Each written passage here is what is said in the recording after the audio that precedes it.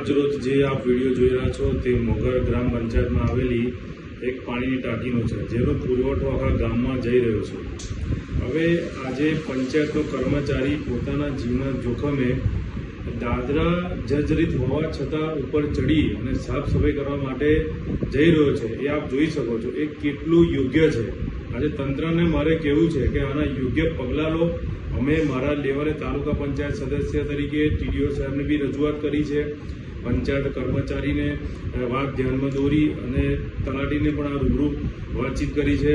આપ વિડીયો જોઈ શકો છો કે આ જે દાદરા જર્જરિત છે એ ક્યારે બી અકસ્માત સર્જી શકે એમ છે। તો તંત્રને મારે આ વિડીયોના માધ્યમથી આપના ચેનલના માધ્યમથી જણાવવા માંગીશ કે આપ આને યોગ્ય પગલાં લઈ અને તાત્કાલિક ધોરણે આનો નિકાલ થાય એવી આપ સૌને મારી રજૂઆત છે।